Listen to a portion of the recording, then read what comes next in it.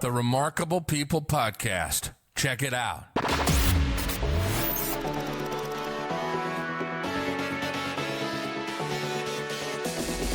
The Remarkable People Podcast. Listen, do, repeat. For life.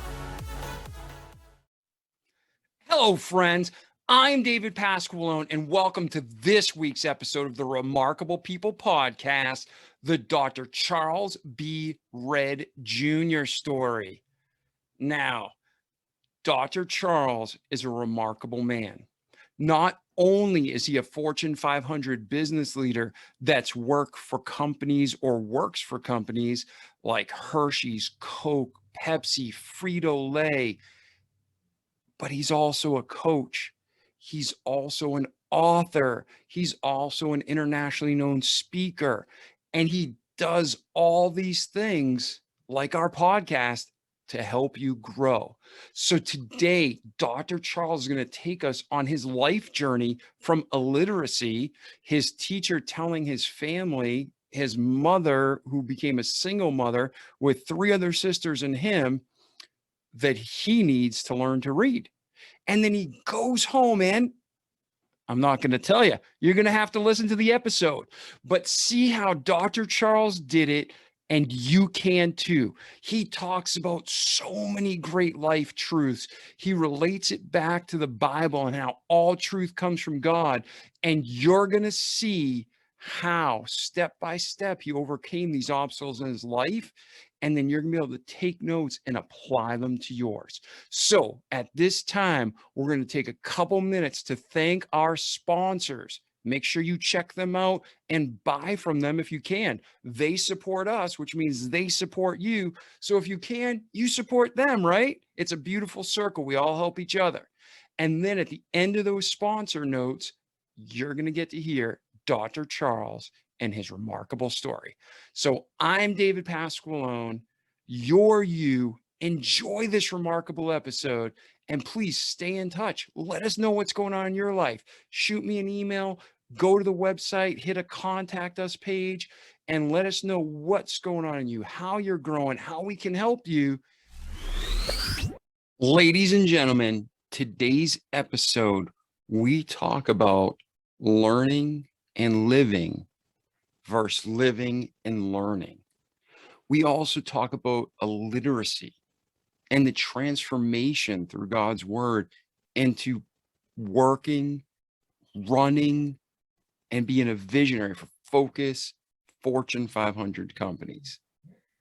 With all this said, we need to make sure we understand that inside of us, spiritually, mentally, emotionally, physically, every aspect of our lives, we need to have balance.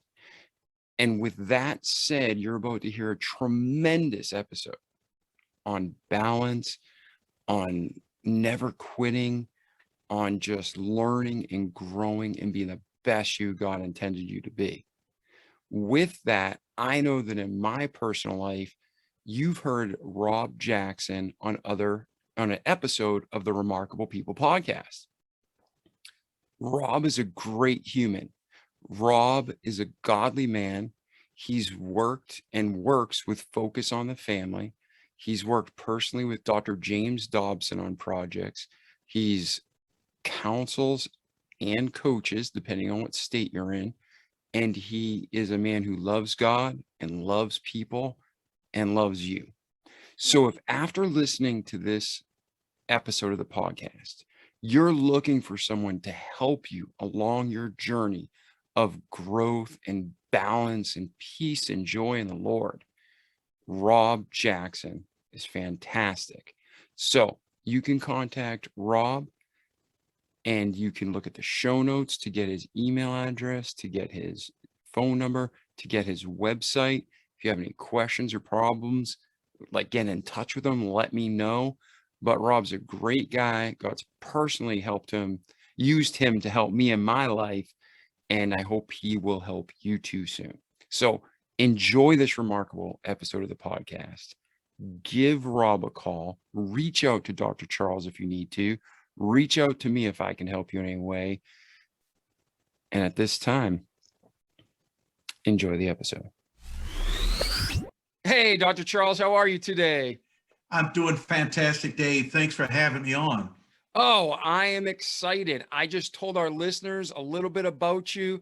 And I know in this episode, the longer it goes, the more they're going to learn, the more content and valuable life lessons we're going to glean. So I am excited to get started. So just as a recap, our listeners know we've been blessed with a family and a community around the world of over 80 countries, all different worldviews and demographics and people groups. But man, together we're united. Our purpose is to grow and to glorify God. So when you share your story, just go from the past through to the present, and then we'll transition into the future. But all the things that you've had to overcome and the things that you've achieved, what we'll do is like we did on our pre-phone call, you just go ahead and break those down in practical steps. So we just not hear about your success, but me and the listeners can achieve it too through your guidance.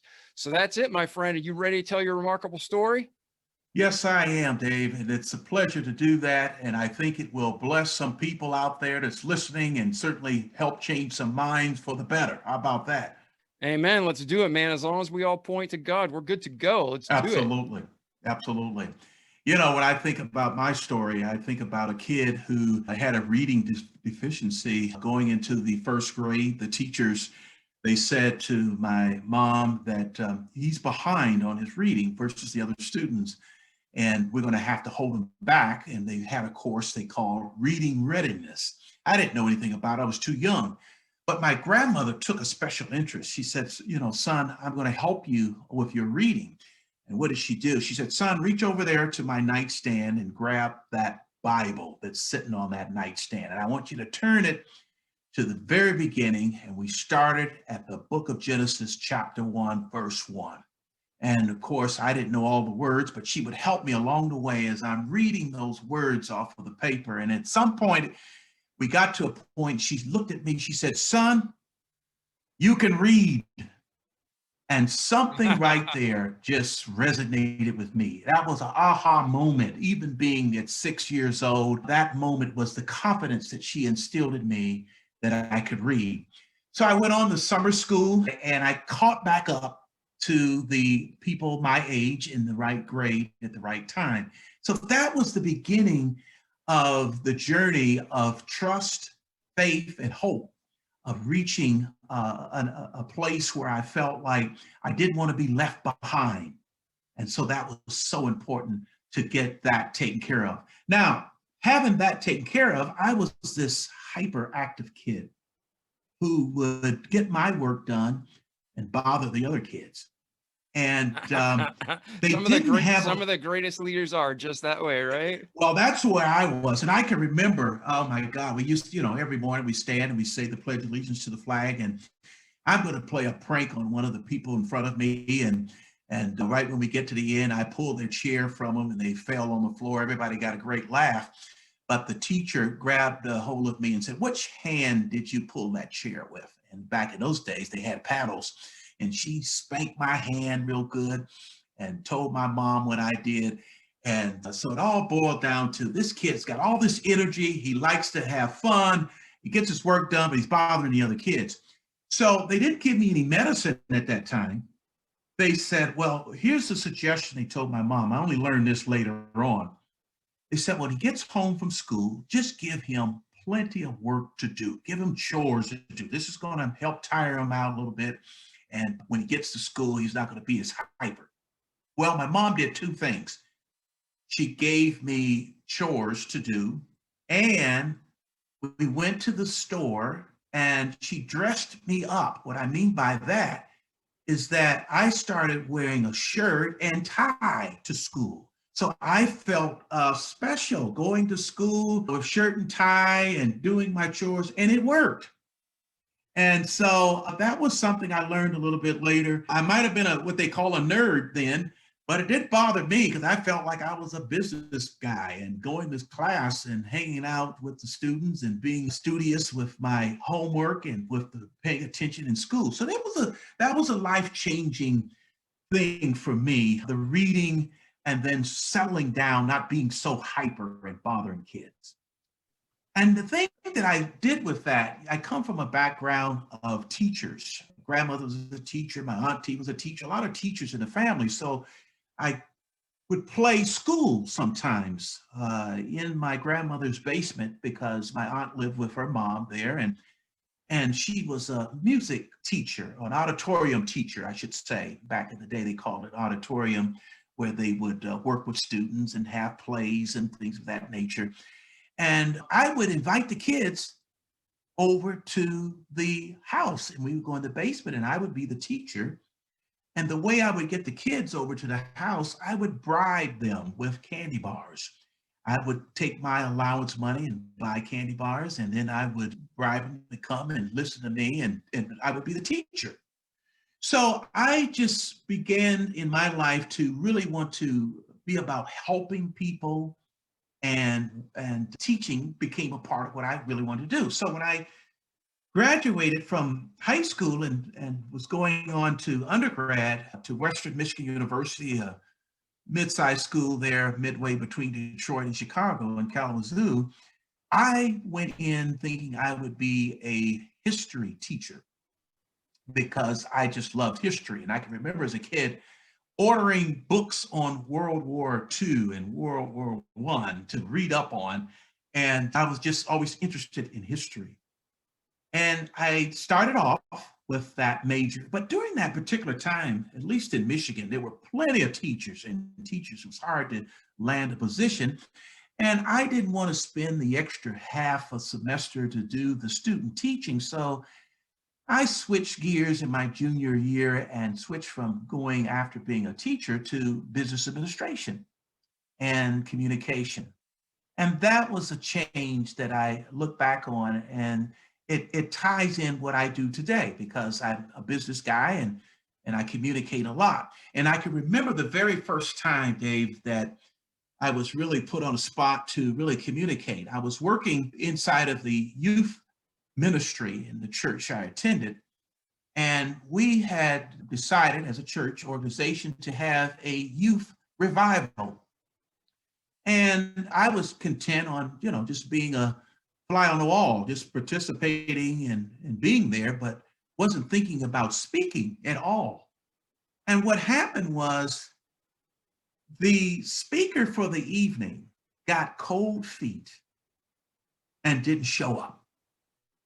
And one of the organizers came to me. I don't know why to this day, but they picked me out of the crowd, out of all the youth. And he said, Charles, the speaker didn't show up, so we're going to need you to speak. Now, I had no time to do anything. But what I did was I turned, just like my grandmother had me turn the book, the Holy Bible, and I did. And I told the story of Abraham and Isaac.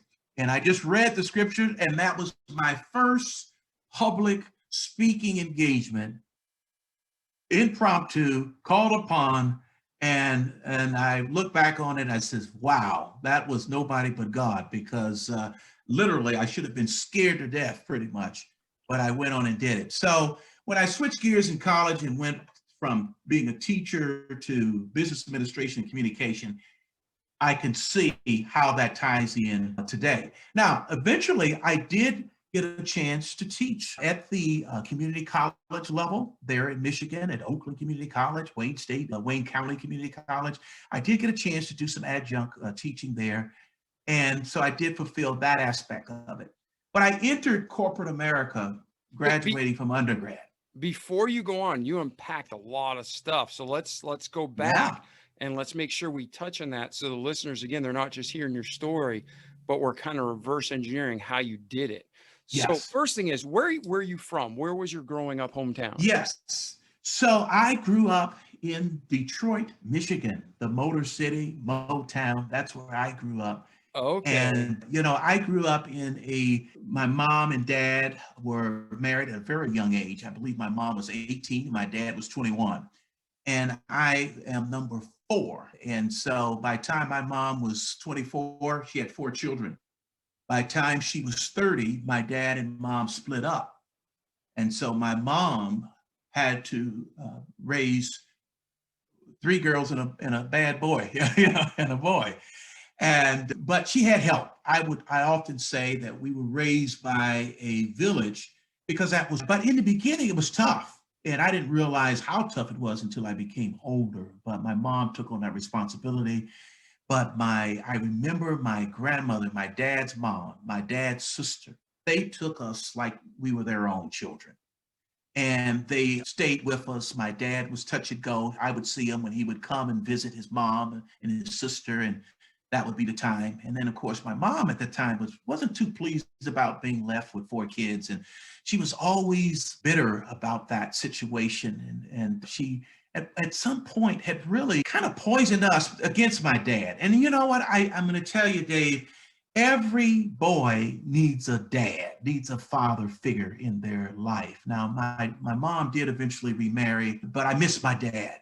And I bought the stories what my dad woulda, coulda, shoulda, may have done.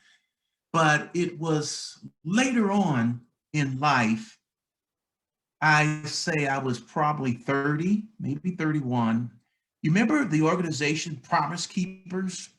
Well, Yeah, Promise Keepers, very I had much. an opportunity to attend one of their conferences, build the whole football stadium here in Atlanta, Georgia. And that's where I moved to from Michigan. And I attended, and it was powerful to have 50,000 plus men and young men there, all worshiping the Lord and taking in great teaching. And I can remember one speaker, I can't remember his name specifically, but he was talking about the dad son relationship. And I'm going to tell you, it was so impactful, tears in my eyes. And I went home from that experience and I said, you know what? I'm Fort Wayne, Indiana, or I am going to invite him to come down to Atlanta where I lived. And he decided to come down and visit. And we connected. And thank God we did. We established a relationship there. And that entailed brought my 3 other sisters along with me. And we realized that we love mom, we love dad, and we're just going to get the best of both worlds going forward. What a life-changing experience. And it made me a better man. It made me a better father for my own daughter. And Yeah, yeah, absolutely. Everybody, we sadly live in a society and a generation that divorce is rampant. I recently myself, this is the first time I'm publicly saying it, I recently went through a divorce. And man, I fought for 6 years to keep our family together, did everything we could. God hates divorce. There's only one biblical reason for divorce. And, the whole thing hurts families. But despite what my ex-wife did or didn't do, or what any spouse does or doesn't do, yes, we need to kind of keep our relationships with our children separate from the spouses, because I did say some things that were true, but I was just pissed off and in anger. yes, And yes, then now, like, it hurt my kids and I didn't see it then because I was in so much pain. So I mhm, can understand the bitterness your mom was going through, yes. but you're right. Boys need dads, girls need Mhm, moms. But boys mhm. also need moms and girls also That's need right. dads. That's That's right. why God created the family. This isn't his model of Yes. divorce, but yeah, man, so that's tough. And I mean, and that's really cool that your mom had your dad's mom, your Hmm. grandmother step up saying like, okay, my son's probably not making good decisions, Yeah. but these are still my grandkids and Yes, we're gonna love yes. them. Yeah. Oh, but Dave, that same, I guess that generational thing took place with me. I was married for 23 years and divorced, and it was painful. And I only have the one daughter. So imagine the 3 people, this family unit. And then we split up after 23 years. And I told my daughter, I said to her, you're going to get the best of both worlds because I love you, your mom loves you. We're going to take the high road and we're going to move on. It hurt. I'm telling you, it was like a death, to say the least. And what's interesting, how things came along, just this past weekend, my dog and me, we're standing there with my daughter, our daughter, and the grandbaby taking a picture, a photo. And it was just beautiful. We were there at the wedding. She got married just over a year ago, and we were there together. And, early in that situation when she went on with her life and I went on with my life, I did not want to be in the same company of the other people. But yet God gave me a peace that surpassed all understanding on the wedding day. And then now to see the grandbaby, what a wonderful time. But I pray to God that my daughter doesn't go through what her mom and dad went through and her grandma went through, you know? Yeah, and that's a good point. Yeah. No, that's a good point. And let's try to help people, because I had a 21-year marriage that now is over, and it breaks my heart. And there's people out there listening who are maybe going through it still right now. They're in the middle of the chaos, or they've went through it. Are there any steps or advice? I know it's different in every situation, but how did you heal where you could move on with your life? Because in the next thing we're going to go into is generational sins. I came from an unmarried home. Yes. You know, and then my wife's parents were divorced, and then she made the same mistakes, or that's whatever you want to call it. She did the same thing her mom and grandmother did. It was generational. And I pray to the Lord it breaks with our generation, and my daughter and son are free. But absolutely, what steps from the divorce to today did it take, or did you take, that God instrumentally lead you to be free, so you could take that picture together this weekend? Yes, I went through all kinds of emotions at first, no question about it. My daughter was the reason, partly because I wanted to see her grow up and have a life better than what I had. But what helped me, as I think back, was talk therapy, talk it out. And that was very helpful for me, because then it helped me understand, as you might have heard the expression, there's three sides to every story: her side, his side, and the right side. And so I was able to own up to some of my shortcomings and what I could do better. And so when I shifted and says, oh, I made an error, or I could have done better, then I went into a little small depression, just a little bit, because then I never forgave myself. I forgave her, but I didn't forgive myself. But the talk therapy helped me through that process to forgive and to move forward. And that was a release of what I call bondage, because on one side of that, I was upset about the breakup, and the other side, I didn't forgive myself. But when I was able to look within myself and really take ownership, then I decided that God's going to get the glory out of this somehow. And my daughter, though she wanted us to stay together, I just loved on her and never talked ill about her mom. And her mom took the same approach, and that has worked for us. And I'm so glad it did, because I look at my daughter today and wow, what a beautiful woman that she's come to be. So that's what I did, talk therapy. That was key. That's fantastic. Okay. And then again, in our show notes, we put different keywords and different links. And I know there's a great counselor that's been on our show that's actually helped some other guests on our show restore and recover from all sorts of family crisis and personal, addictions. His name's Rob Jackson. So if you're listening and you want help with some of this therapy, I'll put a link to Rob Jackson in here so you can look in the show notes and get connected with somebody qualified to get help. So let's go back even further. I want to reverse. You talked about so much good stuff. Learning to read, illiteracy. So you are being told you're illiterate. Your grandmother gives you a Bible, which people make excuses. Oh, a Bible's so hard to read, this, that. That's all crap. I'm just going to say, sorry for the crudeness, but I know another man who is a pastor, literally learned to read when he was 25, went through high school, went through the military, totally illiterate. And then he met this girl, and she's like, if you're going to date me, you're going to learn to read. And then as he read the Bible, he saw God for who God is, trusted him as a savior, ended up being a pastor, and his whole life changed. But he learned to read from actually a King James Bible too, which is, people make fun of the language in it, right? So same as you, King James? Yeah. Hey, I'm sorry. We didn't have the Living Bible version back then. It Yeah, was the yeah, no, no, King no. James version. Yeah, and I love it. The internet is going really slow, so I hope you can hear me. And for our listeners, I might actually stop the video. So for our YouTube listeners, our connection's weak. I might stop it to make sure we get clean audio, but keep watching because we'll play the audio even via YouTube. Charles, can you hear me okay? I can, yeah. Okay, good, good.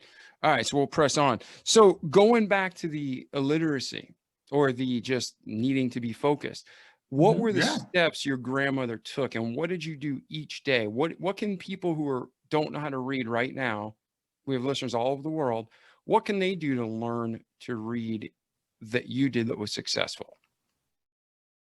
One book,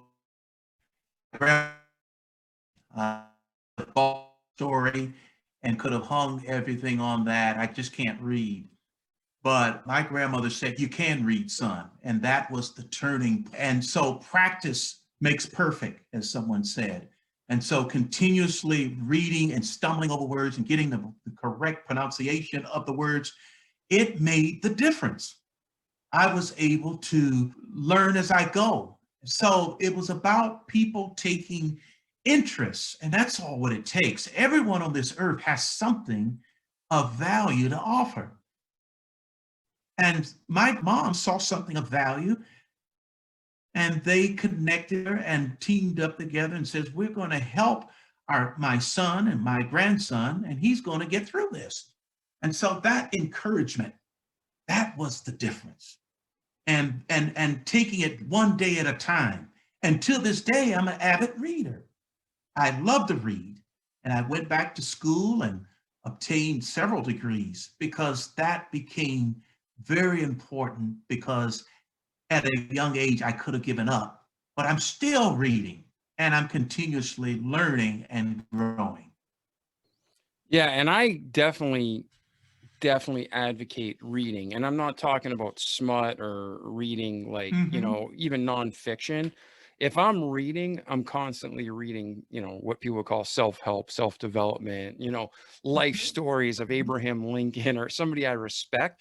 That way we're redeeming the time. We're getting entertainment, but we're also learning and growing. It's constant growth. Yes, But like you said, you get good, you play how you practice. That's the old sports analogy. that's right. And you practice reading, now you're not only good at it, but you get advanced degrees and you actually enjoy it. So that is Yes. fantastic, Dr. Charles. What about this too? You mentioned something that's very important. Well, you mentioned a lot of things are very important, but you talked about when someone values. So as a kid with, they might classify you now as ADD or all these things. They'd say, they Mm-hmm. put you in a Mm-hmm. box, give you a drug. Now, some kids need drugs. I get it. But a lot of kids are just Yes. pumped on drugs because they have a lot of energy. So focusing in school, how did your mom and grandmom rein you in? Like you mentioned that phenomenal steps, like they put chores. Idle hands are a devil's Yeah. workshop. They made you It was dress up. about really, Go ahead, man. Sorry about the delay. yes. What were the things And that they when I did? think back, it is funny because that's all right. It's funny because one of the chores was to cut the grass. And during that time, they wouldn't let me use the real, what do you call it, the grass cutter. But anyway, I had the hand mower, and the hand mower didn't have the catch basket to catch the grass. And so they made me first rake the grass of the leaves and the sticks, then cut the grass, and then rake it again and pick it up and put it in the bags. And I think back on it, with the motor grass cutter, you just go one time across and that was it. But that was kind of a way of slowing me down and not rushing through and taking the proper steps to get the job done. So it was a three-part step to do that. And, I didn't think about it until later in life. And then the dress up part, I remember going to the store with those clip on ties and the white shirt, and it would clip it on, and I would go in it. The kids didn't, I think back, the kids didn't make fun of me because it was elementary school. But by junior high, middle school, I got rid of the tie. And by that time, I was okay, really, in with the group. And and getting school work done. But elementary school, it worked. And that was key because that was a springboard to get me through middle school and high school. Yeah. So you had like your mom and grandma gave you the Mr. Miyagi approach, right? Going a long way. And I think that that works for me, man, in my life. Even like what you talk about reading from the Bible, I read, and again, there's one God and there's one truth. And like Yes. man's made a bunch of different versions of the Bible. But I love reading the King James because it does use Old English. So it slows me down where I have to think about what it's saying. I'm not just reading it like any Yes. book. It's the living word of God. And when I read Mhm. the Bible, I like to go slow because it makes you think through so much that's in there, just waiting for Yes. us that God wants to reveal. But it's interesting that you said the clothing, you can't just whip on clothes. You had to iron and get ready. And then mowing the lawn, you didn't just run over the electric lawnmower or the gas powered lawnmower. You had to mow it and then rake it. I mean, that's great. Yes. Whether they even realize I bet they did realize what they were doing, but that's just amazing. So for our listeners out there, slow down, do what you're doing, stay focused. And do you know anything about, oh, my mind just went blank. The coppersmith, one of the founding fathers of the revolution, Paul Revere. Did you ever read Yes. about Paul Revere? I've heard of him. I haven't read in depth about him, but I remember in history reading about him. Yeah. So Paul Revere, I grew up outside of Boston. So we heard about Mhm. Paul Revere all Oh, the time. yes. And one of the things significant about Paul Revere was they said when someone spoke with him, it didn't matter what he had going on. It was a project he was working on, like, his art or his industry, his trade. It didn't matter if it was the state of the nation. When you were in the room with Paul Revere, even if it was discussing bread, he was focused on you 100%.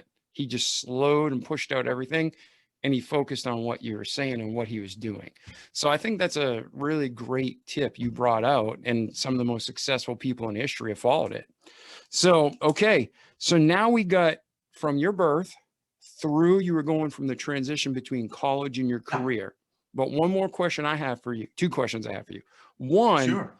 is during that time up to the college into career, what do you think was your most proud achievement? Like after you learned to read, you went through from being illiterate to graduating, what was something you were really proud of that you were able to achieve during that time period?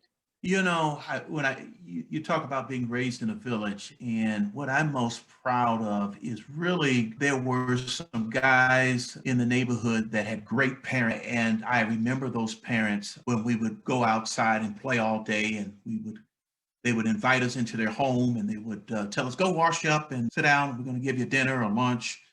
And I think back, we would get those dinners, and then they would give us ice cream and cake. But then at the table, I remember a dear friend of mine's mom would teach us and talk to us.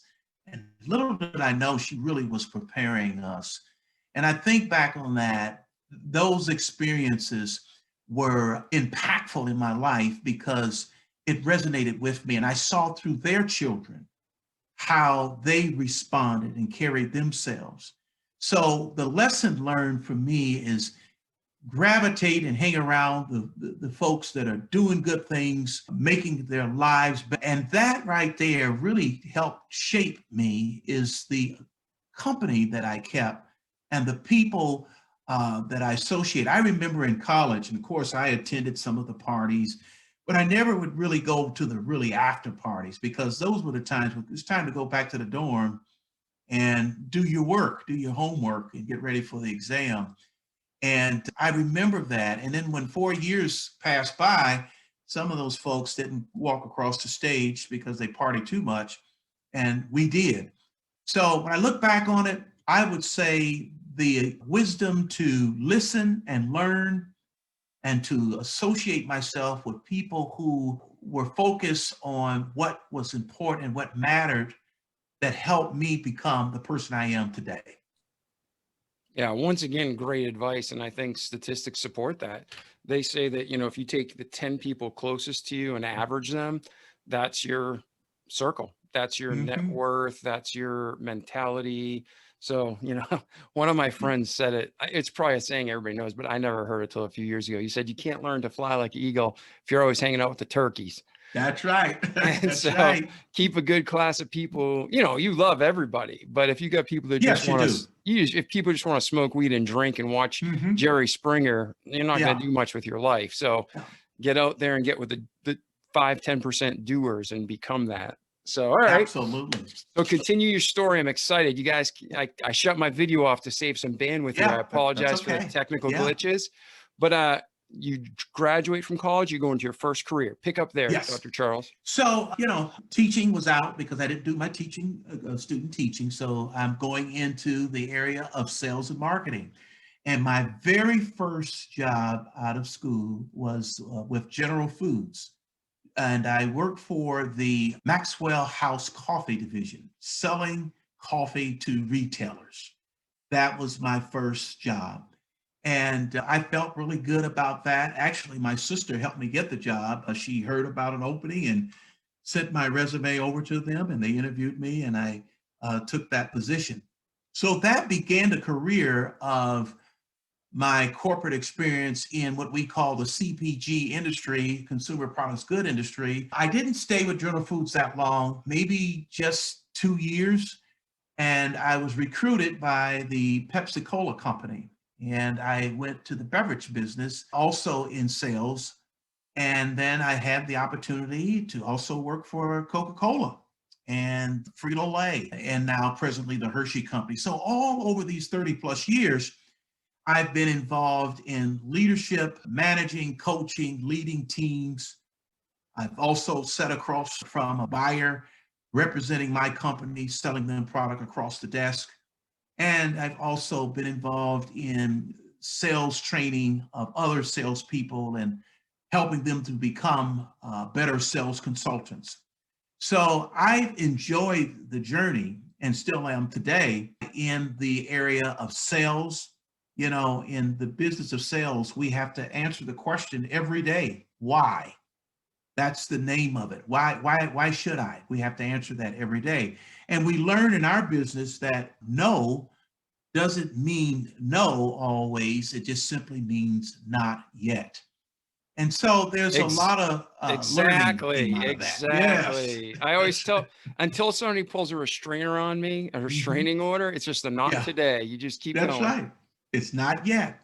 And, fact-based selling and relationship selling, they go hand in hand. And sometimes people need to hear just the facts that I'm here as a consultant. I'm here as a collaborator, building an alliance with you to help you succeed. And at the end of the day, whether what company you work for, it's about increasing sales, growing profit, and growing market share. And so when I can help in those areas, then it makes business sense to work with us. Yeah. And a lot of times I think you can disagree with me or you can agree, but the relationships that are the hardest to form are the longest life relationships, and they usually cross over into the friendship because people see you sincerely helped them, you're patient, Yes. you worked for the relationship, and sure enough, it always, like the Bible says, you reap what you sow, and it pays That's right. off. I do recall, when I used to call on chain headquarter customers, it was about the relationships to some degree, but it was also about the cash money or the checks I would bring to get them to do what we needed them to do. So we had to pay some folks to do, and we're probably still paying today. I'm just not on that side of the business, but that was an experience too, working with buyers to see it your way, knowing they know that your product is good, but then it's about squeezing you to get more out of you so that their bottom line is that much more profitable for them. Absolutely. So now you get out of school, you Mhm. have a great career, mega companies, beautiful. I mean, I know people who personally have worked or worked for Hershey's and Pepsi Cola and Frito-Lay and Coke, and those are great organizations. What are some of the top like business life lessons you've learned from those organizations?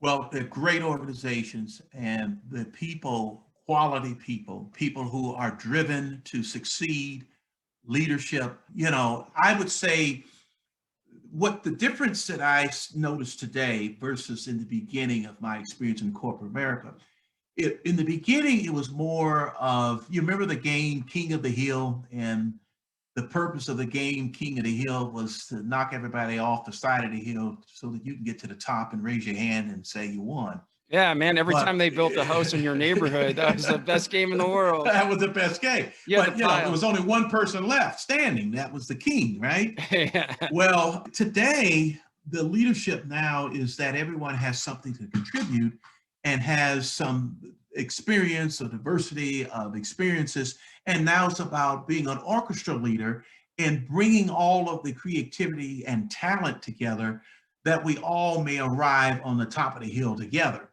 And so that's what I get the most out of today, is that as someone said, this quote, they said, players win games, but team wins championships. And that's the difference, is that the fact of the matter is that we are out to win championships, not just games.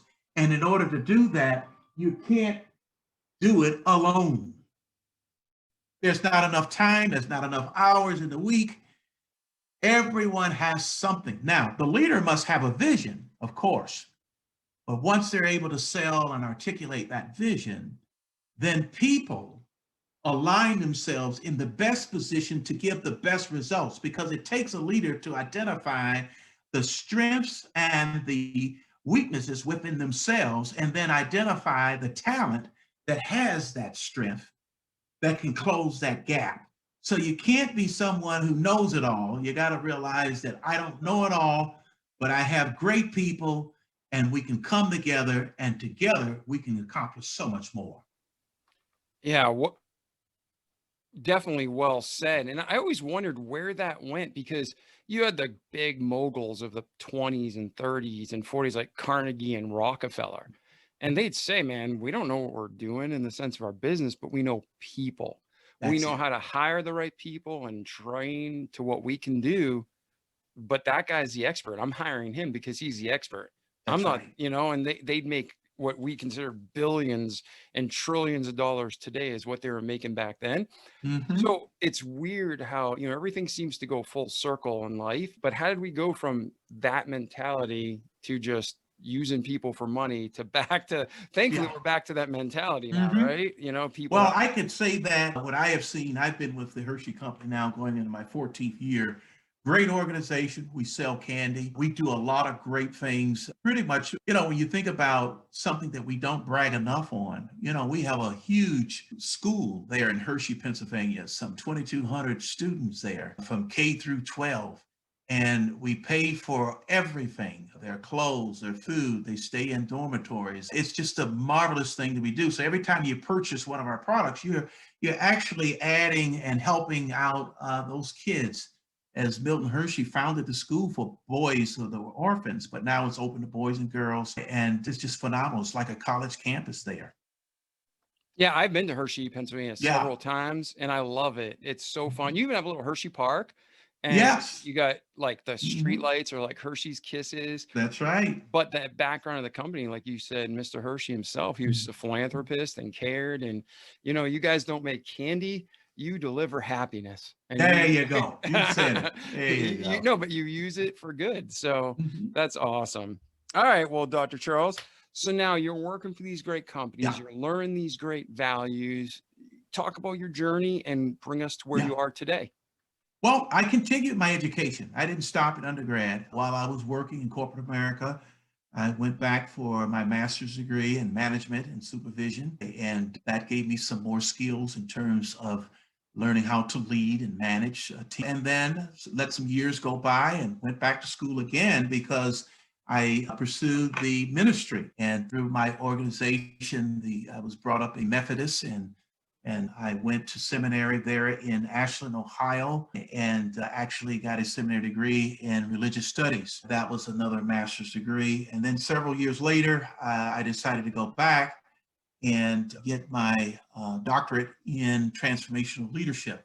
So when you add it all up, Dave, this beyond high school, 12 years of advanced degrees in learning. So a quarter of a century of education, and I still don't know it all. I'm still grasping to learn and to grow.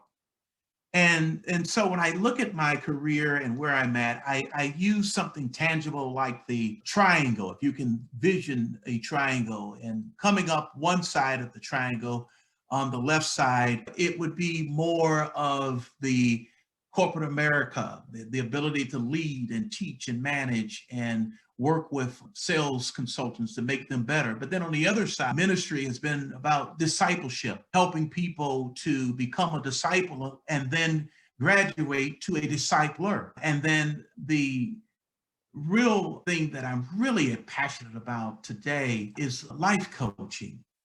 And that is something that really resonates with me because it's different from counseling. I'm not trying to tell people what to do, but in life coach, I am asking powerful questions and asking them to look inside themselves and see the potential, the diamond in the rough, and to set goals and be there and go alongside of them, holding them accountable and encouraging them to reach their goals. So I take great pleasure in helping people get unstuck. And my specific area of helping people get unstuck is helping them uncover their purpose for life and the passion for life. And that's a big deal for me. I mentioned earlier about the divorce that I went through after 23 years, but doing the ministerial training, I did have the opportunity to counsel people in premarital counseling. Now, when the divorce took place, I stopped because I didn't feel I was worthy enough to help anybody counsel when I couldn't save my own marriage. I waited and waited, and it might have been 6 years after that divorce, a couple was referred to me, and my initial thought was, no, I don't do that anymore. But my spirit said, you can do it because you can share your story, and your story with the word of God will make a difference in helping other couples. And I reluctantly did it, but I did it out of obedience. And it really was a blessing because I was blessed in getting healing and I was providing wisdom to couples that were about to get married. I don't do it a lot. I do it on case by case where someone would ask me, but it was intimidating because I didn't want to feel like a hypocrite. I didn't want to feel like, what could I say, But really, as someone said from our mistakes in life, they said, it's not the mistakes that we're going to be judged by, but how we've overcome the mistakes. And that helped me because I can acknowledge those things and then I can go forward and be better. And then people can see, yeah, I can remember when he did so and so, but look now. And that was something that helped me get through. So the coaching aspect of it, the life coach, the mentoring, and then I just wrote a book a year ago called Don't Stop Now. And that book really is about no matter where you're at on life's journey, don't you dare stop. Don't you think about retirement. You continue to follow your passion, your purpose for life. And then I use the analogy of this. We all have our favorite artists who makes great music and they play wonderful songs, and some of them have gone on to glory, but their music still plays. So I'm about really striving to live a life of significance and at the same time leaving a legacy for generations to follow. So the music must continue to play on. You and we're making music now, and when we're gone, that music will continue to play.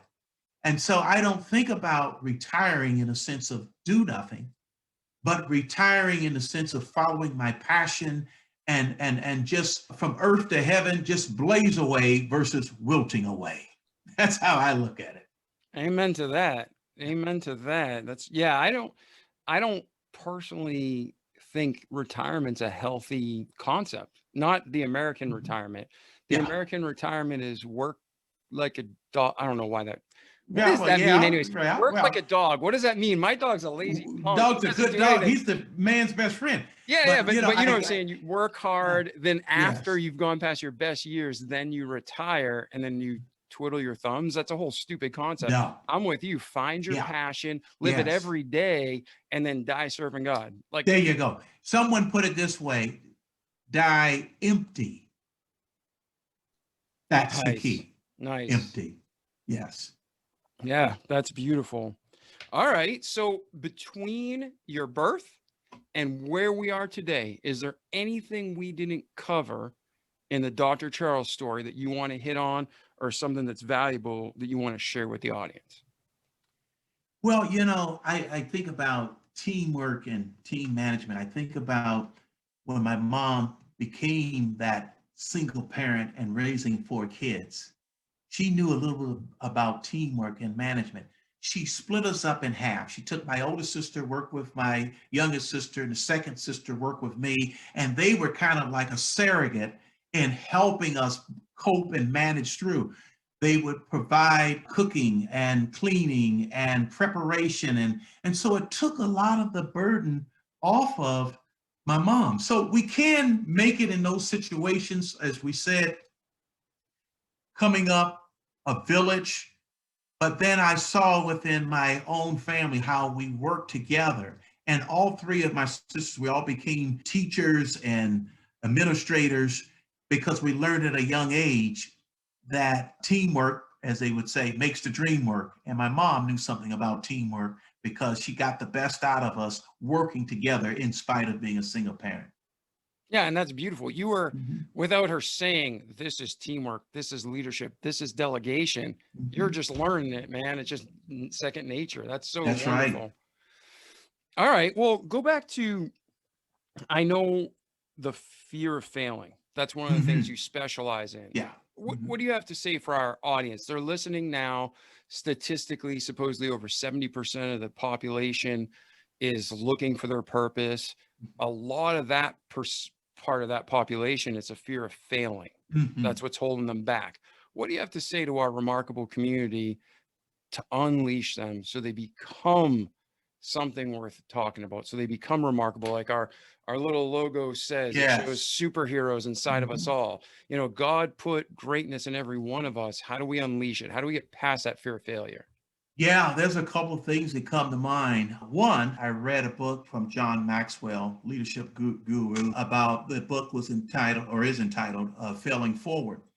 And what he talks about in failing forward is that we all are going to fail at something. We just talked about the Hershey Company. Well, the founder, Milton Hershey, failed at least 3 times before he got it right. And but the thing about failing, you can become paralyzed and immobile and throw in the towel from the experience and continue to grow on.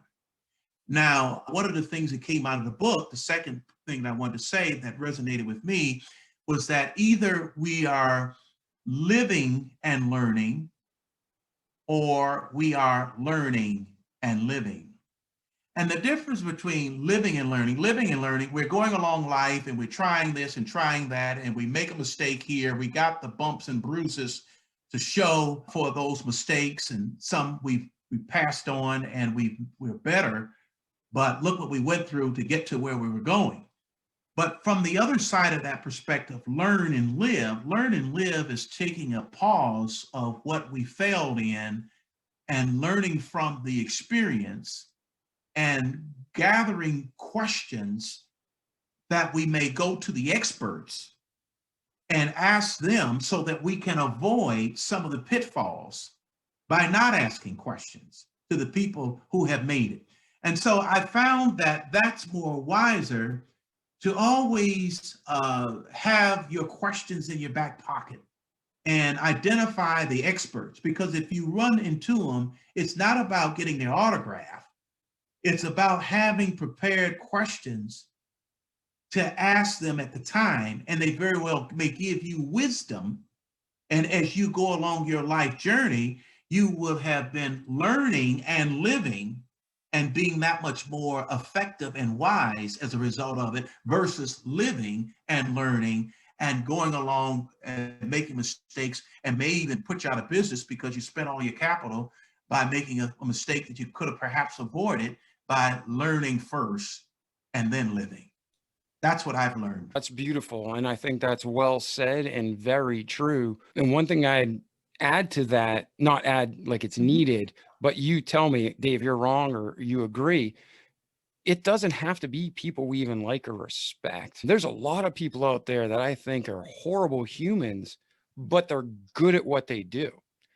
And we can learn from everybody, and everybody can learn from us. So like you could take, I don't even want to say anybody because I don't want to get more hate mail, but you could take somebody that's in the media that's a totally horrible human, but they know something about, let's say, music, or they know something about marketing, or they know something about, getting famous on social media.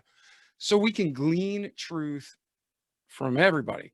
It might be 1%, but what Dr. Charles is saying is, man, so solid and so important. Learn from everybody and be prepared.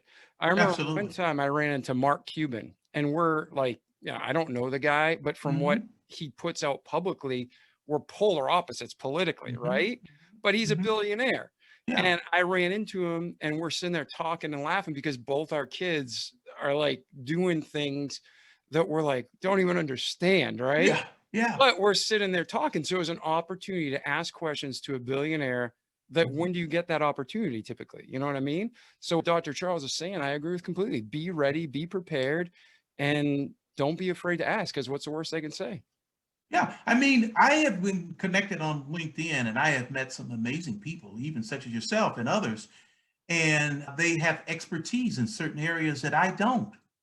And so the questions that I'm asking them is engaging because I'm learning and living. And there's always an exchange, because I always say that there's something in you that I need and something in me that you need. And when you bring that together, we grow together. And that's the beauty about it, is that there is an exchange because we can learn from everybody. Absolutely. Well, that's awesome, Dr. Charles. So you brought us through a lot of your life, and you brought us through today. So talk to us, where's Dr. Charles today, and where are you going, and how can we as a remarkable community help you get there? Yeah, well, I tell you what, I'm beginning to write my second book. It's going to be called The 5 Keys to Living a Significant Life.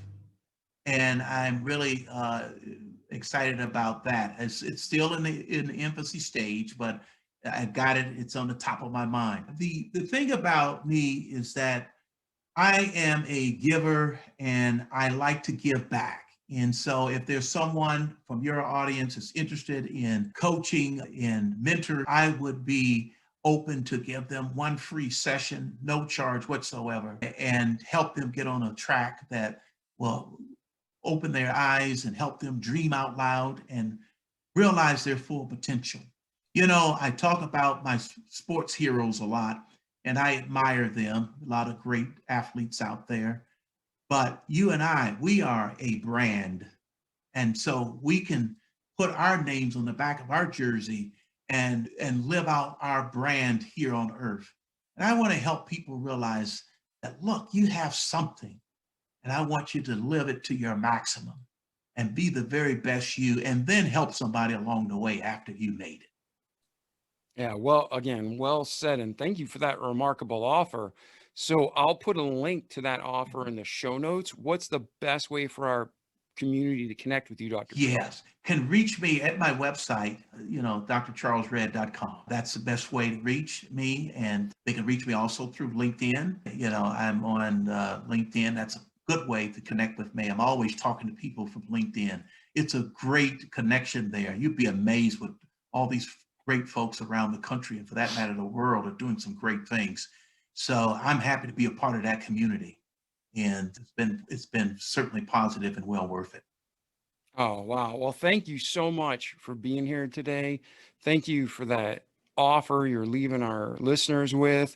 If you're listening today, take up Dr. Charles on it. Listen, like our slogan says, don't just listen, but do what you know is right. Do it each day, repeat it so you can have a great life, and in this world, and most importantly, eternity to come. So Dr. Charles, before we sign off for the day, I thank you for being our guest. You truly are a remarkable man. Is there anything else that you want to share with our audience? Any last minute parting words of wisdom? Anything you want to share? Well, Dave, thanks for having me on. And just like my book says, don't stop now. No matter where you're at on life's journey, never, ever give up. That's what Winston Churchill said. Never, ever give up. Amen. One of my favorite heroes, and great quote, great story. And Dr. Charles, it's been an amazing privilege to have you on the show today. For our listeners, listen to this episode, share it with your friends and family. Let's just help each other grow. Have an abundance mindset. If you are a web designer, if you are an attorney, if you're a cook, you can literally give clients to your friends and still have plenty for you. Yes, Just you give what's good. Don't give up bad, but give what's good. Because we reap what we sow, right? That's right. That's right. All right. So, ladies and gentlemen, this was Dr. Charles Redd Jr. I'm David Pasqualone. You're you. Go make a difference in the world.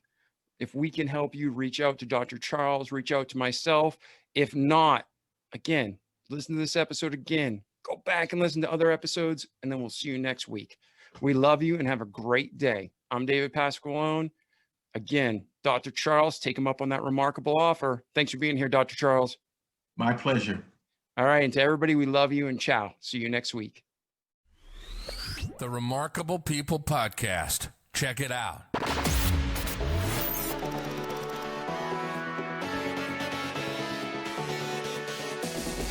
The Remarkable People Podcast.